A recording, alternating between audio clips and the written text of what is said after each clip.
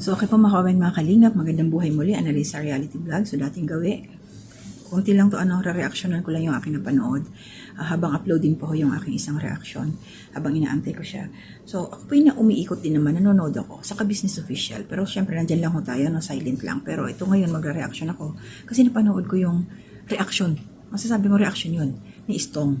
Patungkol doon sa aking napanood din, na inabulish na nga ni ka-business ang mga kagwangs. Kasi nga, failure daw ito. Kaya napaisip ako, bakit failure? So, magkukuha po tayo ng short clip. Istong, permission sa'yo, pasensya ka na. Pahingi ako ng clip mo. Ang ano lang, ito lang yung point na kukunin ko, no? Ikaw mismo ang nagsabi na hindi mo matanggap or hindi ka pabor doon sa sinabi ni ka-business na failure yung mga kagwangs. Kasi base sa iyong nakikita, sa mga kasamaan mong mga umalis na, nakita naman natin, sila Intoy, okay na yung buhay nila, no? Sila Bay Papaya, kahit nangungupahan, nagsisikap din. Sila Kuya Buknoy, ganun din, ano? Wala na, hindi na nagre-rent, may sariling kubo. Malaking bagay na yun. So, ibig sabihin, nung time na lumabas sila sa ka-business, meron na, kahit pa paano, nakikita, yung nagsisikap. Sabi natin nagsisikap. Hindi na sila umaasa dito sa ka-business. Pero bakit sinabi ni Pinuno ka-business, no? Pinuno bakit sinabi niya na failure yung mga kagwangs? So, ang pumapasok sa isipan ko, baka mayroon siyang ibang ine-expect na siguro hindi siya iiwanan, hindi aalis yung mga kagwangs doon sa poder nila. Pero paano malalaman, paano makikita kung anong kakayanan ng mga kagwangs kung nakadikit lang sa kanila? Ito po tanong ko lang, no? At isa pa, ang mga kagwangs alam natin na ina-vlog nila na may mga rason kung bakit sila umalis. May mga rason. Hindi na healthy na magkasama-sama pa sila. Nakikita no? Kasi may mga may mga moves na may mga nakikita na natin yung galawan na parang nahihilawan na rin, ano? Sabihin na natin si ka-business na parang gumagawa na rin ng paraan para umalis yung mga kagwangs, no? Kahit nga ito ito pa sila Burnok, nandyan pa rin. Pero kung napanood ninyo yung ni Boss Dave, kulang na lang na ipagtulakan na umalis na kayo dito kasi tinanong yun doon na kung kailan sila magbabakasyon ng probinsya. Baka mamaya pag nagbakasyon yan, parehas kila pagbalik wala nang babalikan, no? So, ibig kong sabihin dito mga kababayan ka business, no? Kung naging failure man ang mga kagwangs sa tingin ni ka-business, dapat isipin niya mabuti kung bakit sa sarili niya. Ano ba yung nagawa niya? Ano ba? Paano ba siya hinandle? Paano niya ba hinawakan? Paano ba niya i-manage? Diba? Kasi siya yung leader Siya yung leader. Paano niya hinawakan or paano niya dinala itong mga kagwangs? Bakit nag-anisan? Ano ba yung maging pagkakamali? Siyempre meron yan no? But at least itong mga umalis naman, grateful naman sila. Paano? No? Papasalamat din naman sila. So, nano lang talaga ako kay Istong. Sabi ko, bakit nasabi to ni Istong na hindi siya pabor doon sa sinasabing failure yung mga kagwangs? Kaya ako nag-reaction kasi ito si Istong ang pinakauna pa na nakasama ni ka-business. Ibig sabihin, mas kilala niya si ka-business. Kasi nabanggit naman yun nasabi na dati pang kasama, maliit pa si Papa Dens, yung mga ganon, nakasama na ni Istong sila ka-business. So, higit sa lahat, siya yung nakakaalam kung ano talaga yung ugali ni ka-business. Kaya, kung barahin na lang niya ngayon, para sa akin, binara niya yun si ka-business Kasi yun naman ang sinabi niya dyan na hindi niya matanggap na sasabihin failure yung mga kagwangs. Kasi nakikita naman yung kung ano yung mga nangyayari sa kanila. Katulad yan si Istong. Meron na siyang, kahit paano may racket, nagdi-deliver daw siya ng mga books. No, kung saan-saan, di-deliver siya. So, kaya sabi ko, anong nangyari, no?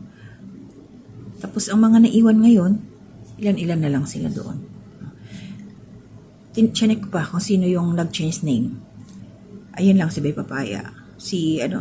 Although nandoon pa kasi si Burnok, sinabihan mismo, face to face, nagdadrive yun si Burnok. Sinabihan ni ka-business na palitan na yung pangalan ng kanyang channel, wag na yung kagwang. Nakita ko si kagwang pa, nakalagay pa kay Kuya Damo, nandoon pa.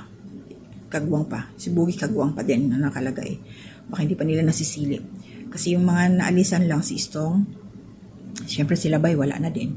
Si Burnok, wala na. Sila yung nakita kong hindi nakagwang. Matagal naman na sila Intoy at saka sila Ate Mingay, matagal naman yun. So yung mga baguhan lang yung tatlo, kinagulat ako. So, para sa akin, sa isang grupo, kung meron mang failure, kung meron mang failed, ito po yung opinion ko lang, no? Nag-uumpisa talaga sa kung sino ang nangunguna, sino ang pangulo, no? Doon nag-uumpisa yun para sa akin. Ako po hindi basher ng kabisnes, ha? Nagpapakatotoo lang ho ako dito kung ano yung base sa aking obserbasyon, aking opinion, no? Kasi siguro nakita nitong mga kagwangs na to, ayan, nakapag-decide na lang sila na alam naman natin sila by papaya, no? Kung ano yung dahilan nila pag-alis, bigla nagulat, pero naging okay na sila. Pero ito si kabisnes kasi, paiba-iba ng kanyang sinasabi. Alam natin na noon pa man, umaasa yung mga kagwangs na yung Falcon. Kasi yun ang nabanggit Yun ay para sa mga kagwangs daw, di umano, at bawat kagwangs ay bibigyan ng rooms. Siyempre, di ba? Napanood nyo yun, no? So, sa bandang huli, ang nangyari, ang mga nakatira doon, pinaalis. No? Lalo't nag-asawa na yung kanyang panganay, pinaalis. So, ibig sabihin, drawing lang. Drawing lang na yung mga sinasabi ni kabisnes, walang katotohanan. For the content lang ba? Nagtatanong lang ako, pasensya nyo na ako. Kasi nakikita naman natin yung resulta. Nakikita natin wala Puro salita lang. Nasaan na yung mga rooms ng mga kagwangs? Diba? O nandoon na sila Junjun sa Falcon, ginulo, paalisin, di ba, pinaalis para sila burnok naman ang papalit. Mga ganon. So, kung dapat sana, kung ano ang desisyon niya, pinangahawakan niya at permanente. So, kung failure man yung mga kagwangs, nag-umpisa kay kabisnes kung bakit naging failed. Kung meron man dapat, sabihin na natin, meron dapat sisihin kung bakit nagkabuwag-buwag sila, bakit nagkahiwa-hiwalay. Si kabisnes. Na kay kabisnes ang problema, hindi sa mga kagwangs. Pasensya na, nagpapakatotoo lang po ako. Kasi hindi, yung mga kagwangs na yan, kailangan nila ng tulong. Inaalala nyo, sabi ni Junjun dati, sila ang charity ng kabisnes. Sila ang tinutulungan ng kabisnes. So kung sila tinutulungan ng kabisnes, bakit sila umalis? Bakit sila pinapili, no? Pinapili kung doon sa Falcon o kung dito. Siyempre, si Bay Papaya, nanindigan, lalaki siya. Di kung ganun ang gagawin sa kanila, parang bola, na gaganon-ganon na lang, di mas mabuting out na lang sila sa poder ng kabisnes. So, di ba? Mas okay na sila ngayon. No? So, kung may failure dito, walang ibang dapat sisihin, kundi yung mga kagwang, kundi si kabisnes, hindi ang mga kagwangs. Direct to the point po ako. Pasensya na. No? Pasensya na. Kita naman kita ho natin. Yun po yung katotohanan. No? Wag nang maghugas kamay. Aminin na may pagkukulang, may pagkakamali dito si kabisnes sa kanyang mga moves, mga desisyon na hindi niya pinag-iisipan kung ano ang posibleng mangyari. Kung halimbawa gagawin niya to, anong magiging epekto? Hindi niya pinag-isipan yun Tumira lang. Kung ano yung naisip niya, gagawin niya. Hindi niya iniisip na dapat muna sabi niya, kung gagawin ko to, ano kaya magiging resulta? Dapat may ganun Dapat may ganun. Hindi yung titira ka agad. Kaya, kumbaga, plakda ka agad Kaya, yung nangyayari ngayon, may pasasabi ko si Istong parang kumalaban Pero, syempre, thankful pa rin naman siya. Pero dun sa comment sections kay Istong sinasabi na wag mo nang gamitin yung kabisnes. Kasi hindi ka naman, wala ka na doon Tsaka pinapalitan na hindi ka nakagwang. So, bahala si Istong kung ano yung, sabi nga doon magka-Istong na lang o kung ano, bahala. Dapat hindi na daw gamitin yung kabisnes. Nabasa ko po sa comment section yun. Kaya shoutout sa'yo Istong, laban, no? Salamat dahil nagpakatotoo ka rin. Nag-real talk ka. Sinabi mo yung katotohanan, yung nararamdaman na hindi ka pabor. Na pagsabihan kayong mga failure, kayong mga kagwangs. So, hindi niya matanggap ng failure sila, no? Walang failure. Kung may failure man, para sa akin, opinion ko, reaction ko, ang failure dito si kabisnes, no? At isa pa ihahabol ko, no? Alam ninyo, batid ninyo kung bakit kami na mga reactors ay umalis, no?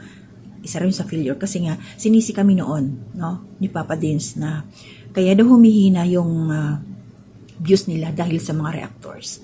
Ouch. Kaya ako mismo akong umalis doon, nagkusang loob akong umatras. Kasi nga gusto ko na tumaas ang kanilang mga views dahil wala nang mga reactors. So nagsunod-sunod na 'yon, no, yung mga kasamahan ko nag-aalisan na din. Pero habang ako nga ako noon nandun pa si Kabayan Alminda noon sa loob, hindi pa siya umaalis. Kami pa lang ang umalis noon Ako una, o si Taong Wala, tapos sila Ma'am Florcia, tapos sunod-sunod. Basta naiwan doon si Kabayan Alminda at saka si Kuya Allen. Nandun pa sila sa loob, hindi pa sila lumalabas. Pero sinabi na ni kabisnes na umalis na daw. Wala nang reactors ang kabisnes. Pero nandoon pa sa loob sila Kabayan Alminda, pero hindi yun hindi na yun nagpumasok doon si Ka-Business sa loob ng group chat namin. Hindi na pumasok yun. Wala. Nag-vlog na lang siya. Wala naman kaming problema, totoo naman yun. Wala naman problema kasi personally wala doon lang tayo sa sa mga naging actions, no. So, ngayon tinitingnan ko yung mga views niya ni Ka-Business. O wala nang reactor ang Ka-Business, wala nang nagre-reaction. O kumusta naman yung views niyo? Mataas po ba? Tumaas na ba ang views ninyo Ka-Business na wala na kayong mga reactors? Kasi sabi nga ni Papa Dins, sinisisi sa mga reactors na bumababa ang views ninyo. O ngayon na wala ng reactors, kumusta naman po ba? Tumaas na ba yung mga ninyo, views ninyo dahil wala ng reactors?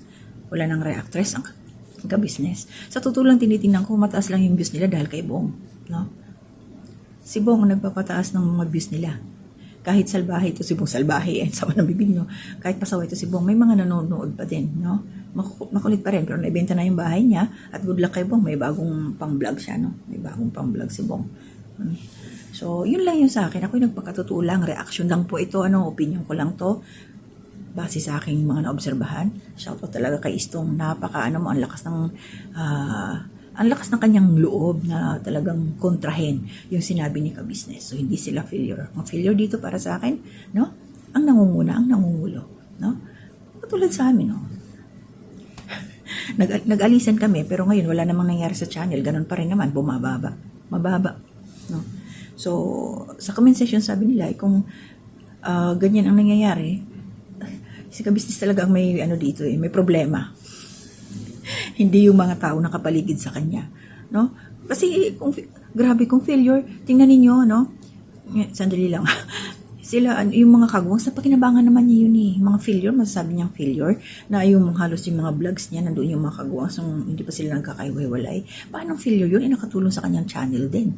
Nakatulong sa kanyang channel, no? Tapos at the same time, syempre vice versa, nagkakatulungan, diba? So paano masasabing failure ang mga kagwangs? No? So, kayo mga kababayan, no? Anong masasabi ninyo? Sino ang failure dito? Ang makagwangs ba?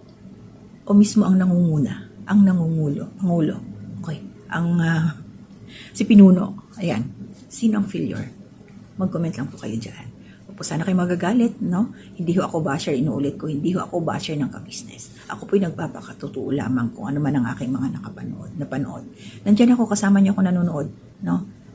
Nanonood ko yung mga vlog nila. Pero syempre, ngayon lang, naglakas loob akong magbigay ng aking opinion dahil kay Istong. Si Istong ang dahilan kung bakit ako nag-reaction. So, malinaw po ba? So, ingat po tayong lahat. Maraming salamat po sa lahat ng nagmamahal ng Ka-Business, sa Ka-Business. Tuloy nyo lang po yan. Panoorin, supportan nyo pa rin po lahat ng mga videos nila. No? So, hindi po muna ako mag-shoutout. Mag-iingat po tayo. To God be the glory and honor. Para sa akin, sobrang na-disagree ako sa pagsasabi ni Kuya Ka-Business na failure ang kagwang kasi bawat isa sa amin may tinatahak na maganda at nadala namin yung mga turo nila, mga minamahal namin Ka-Business, mga idolo, yan. Para sa akin lang talagang disagree ako sa sinabi ni Kuya Ka-Business na yon, na sasabihin niyang failure. Hindi failure ang kagwang.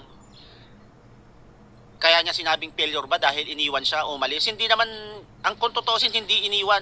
Hindi namin siya iniwan. May dahilan at napag-usapang mabuti kaya naghiwa-hiwalay kami. Diba? Sa akin, tulad sa akin, kung hindi ako umalis doon lang ako. Nag-aantay lang, sabi nga nila sa Ilocano, agur-uray ti, madabtuog sa mga kailokan na dyan, or naghihintay na lang ng babagsak. Kumbaga parang hinihintay mo, naghihintay ka lang. Kung nandun ako, hindi ako makapagtrabaho sa DepEd na nagdi-deliver ng mga libro. Diba? Doon lang, siyempre hinihintay ko lang kung ano yung go signal, kung may mission, yan, si Papa din, si Kuya Ka-Business, hinihintay ko lang at wala akong magiging vlog na sarili. Ang magiging vlog ko, surrounding, doon lang. Diba? Doon, kami-kami lang, so hindi marapat na sabihin niyang failure ang kagwang. Dahil ang kagwang sinisikap maging matagumpay sa kanilang kakayanan at sa kanilang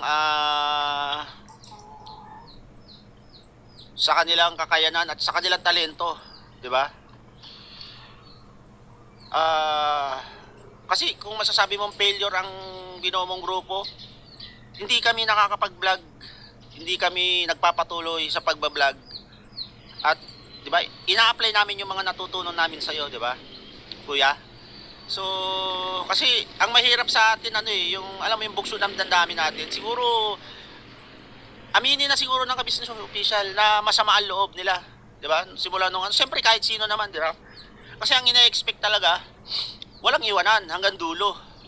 Ang problema, may mga naging desisyon kasi ang ating ka-business official na hindi niya iniisip na hindi maganda ang kalalabasan. Basta naisip kasi ng ating ka-business official, pumasok agad sa isip niya, ini-execute niya agad. Hindi niya muna pinag-iisip pang mabuti na ano kayang kalabasan nito, ano kaya magiging outcome nito.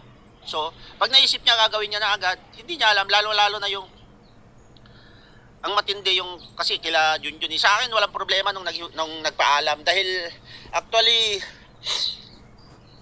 nung may naging issue nga diyan, 'di ba, yung kay Papa Dins sa nawalang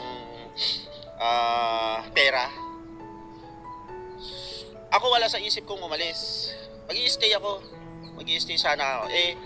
Yun nga kinausap ni Kuya si Amaro na nalulungkot dahil hindi nakikipag interact doon sa kumbaga lagi sa labas, ang basketball. Kinausap niya, nami-miss niya si Emeng gano'n. So sabi ko, nag-usap kami, mutual yung unawa namin ni Kuya na aalis kami at babalik na lang na Sambales. Kasi kung mag-i-stay pa ako doon, wala akong magiging content. Alangan lagi kong i-content. Kami na lang yung di ba? So paulit-ulit kasi pag nandun lang ako. So, mas pinili kong ito siguro yung tamang panahon na, di ba, magpaalam. At siyempre, may gusto akong gawin sa buhay, yun nga yung pagta-travel. At siyempre, yung kilos na galaw ko, yung gusto kong gawin, yung gusto kong kilos, magagawa ko, di ba? Kasi ito ang katotohanan yan pag